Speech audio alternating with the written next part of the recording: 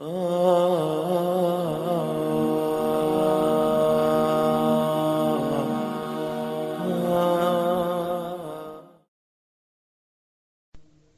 الله الرحمن الرحيم والفجر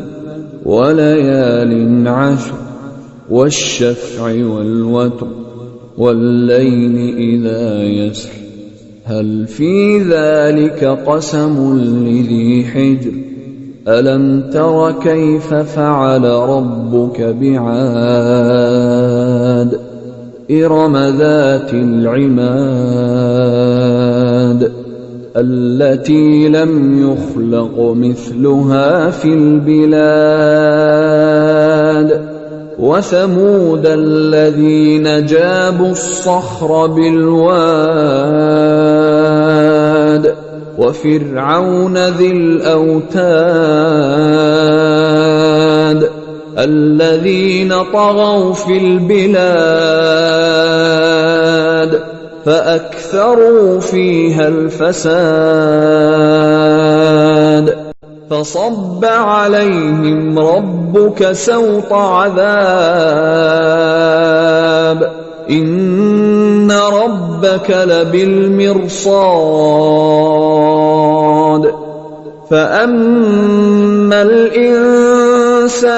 إذا ما ابتلاه ربه فأكرمه ونعمه فيقول ربي أكرمن وأما إذا ما ابتلاه فقدر عليه رزقه فيقول ربي أهانن كلا بل لا تكرمون اليتيم ولا تحاضون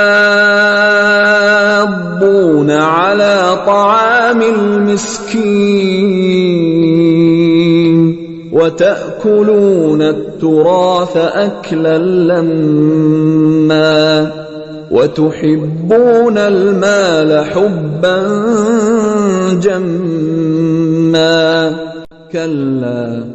إذا دكت الأرض دكا دكا وجاء ربك والملك صفا صفا وجيء يومئذ بجهنم يومئذ يتذكر الإنسان وأنى له الذكرى يقول يا ليتني قدمت لحياتي فيومئذ لا يعذب عذابه أحد ولا يوثق وثاقه أحد يا أيتها النفس المطمئنة ارجعي إلى ربك راضية مرضية